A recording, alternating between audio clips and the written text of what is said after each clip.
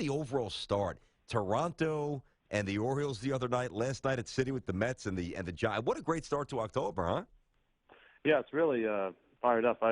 That one-game format really works. I mean, you wouldn't want to see a 2 out of 3 when you get a game like that. It's to have so much pressure in one game. It really there's nothing quite like it, especially for a sport where you play 162 to get to that game. Yeah. And I was just glad that both teams, all four teams really, were able to put forward a really good starting pitcher, which is hard to do when you're struggling to the finish the way they had to go. Yeah, you know what's interesting, Dan? I love your perspective on this. When I was growing up, when I first really started playing sports and obviously watching them through a more, intelligent lens, kind of knowing what was going on with my dad, whatever, it was probably, I don't know, right around 1981, 82, right in that neighborhood.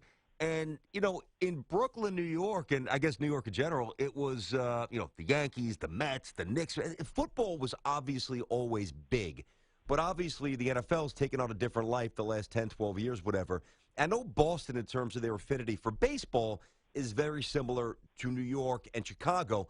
How is the energy or the support of the sports? Have you noticed that it's changed a little bit here in the last decade or the last 5 years, that football has reached a different level that baseball once so prominently owned in a city like Boston? Has it changed at all?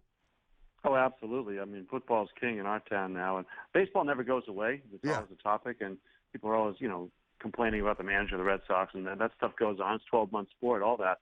But for shows like yourselves, and Boston's got two 24/7 talk radio sports programs, and the Patriots carry the day, and I understand that. It's young people, it's fantasy sports, it's betting, it's violence, it's got all the things we love here in America, and they've got a really good team in New England. But we have, the Red Sox never really go out of fashion or out of style. They just aren't as hot as the football team is right now.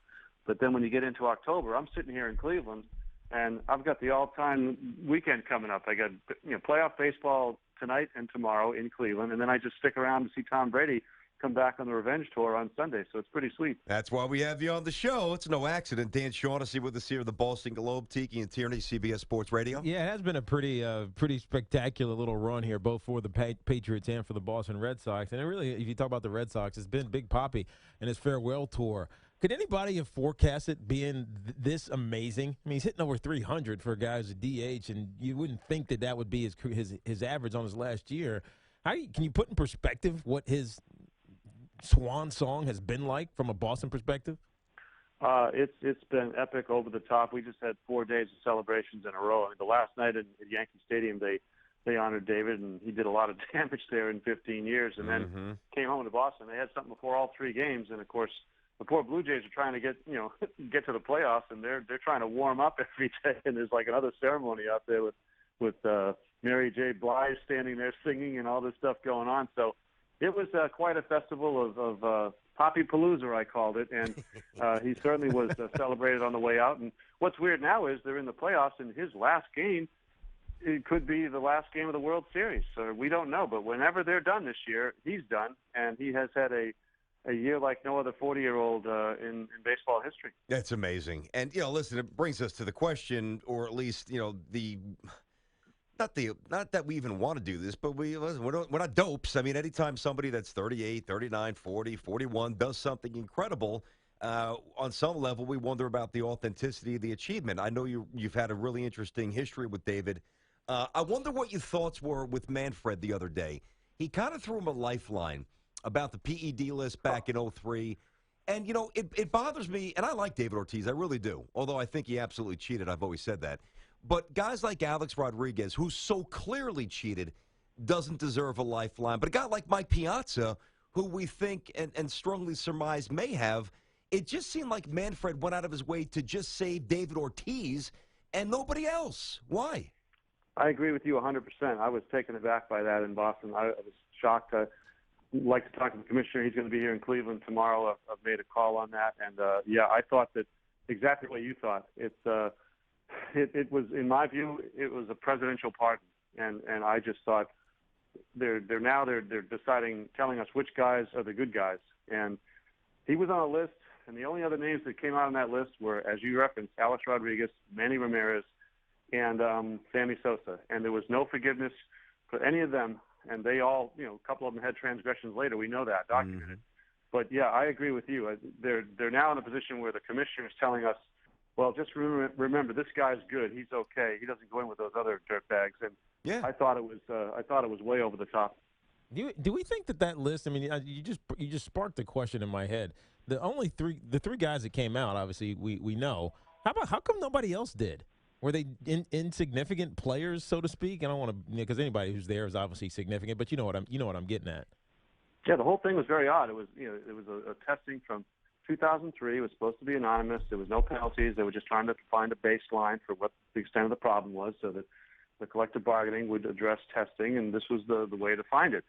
And 4 names leaked out, 9 years later, or 2009, 6 years later, 4 names leaked out of 104. That's the numbers. And now MLB, the baseball commissioner, is saying, well, don't trust any of that. And I found it very, coincidental or convenient. Well, I'm looking forward to reading because you said you're going to chat with Rob this weekend, so we're going to have them. We read you anyway, but this could be a must-read piece. Dan Shaughnessy with us here, columnist for the Globe, Tiki and Tierney, CBS Sports Radio.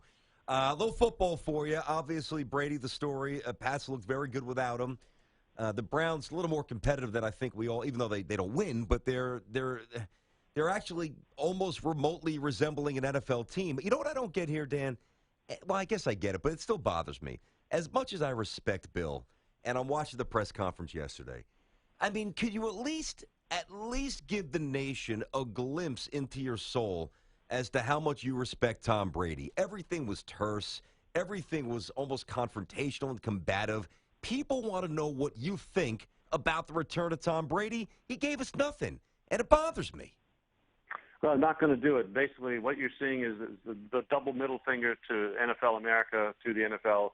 Everybody can go pound sand. That's the message there. And they are going to do the court-mandated minimum. That is it. You're not going to get anything else.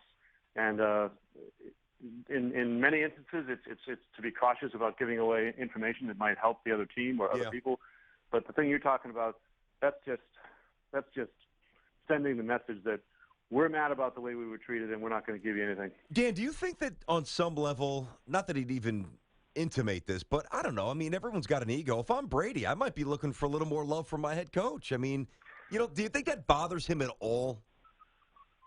Well, I think that the whole thing probably bothers Tom. In my view, they had to work very hard to keep this away from Bill, and they succeeded. The one thing that this never hurt them on, it never got to Bill. So whatever was going on, Tom paid the price.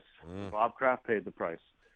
Bill paid the price with the draft pick, but it was never attached to him. And I think Tom took the fall in many ways on this thing, where his reputation, his suspension, etc.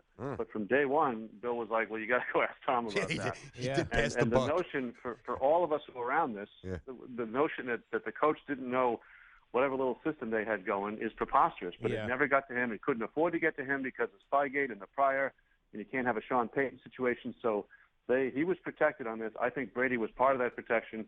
And yes, if I were Brady, I would feel a little bit under the bus on this one. Yeah, now the expectation is that Tom Brady's going to come back. He's going to be the knight in shining armor. Gronkowski's going to finally get back into it. What's the expectation for Tom? He hasn't done anything. He hasn't been around the facility for 4 weeks. I mean, that's unprecedented. Yeah, I think Tom walks in pretty seamlessly, especially against Cleveland, and just how good he is, how prepared he is, how smart, and he did get a lot of snaps in preseason. The Gronk thing is really valid football question, because I don't know football like you guys do, but I see a guy who's not the same. Whatever's going on, that hamstring, he's not running routes, he's not making moves, he is a decoy. He's not the same player, and I don't see where you change quarterbacks changes that. I mean, he needs to get healthier, or whatever's going on with him. He hasn't been the same guy.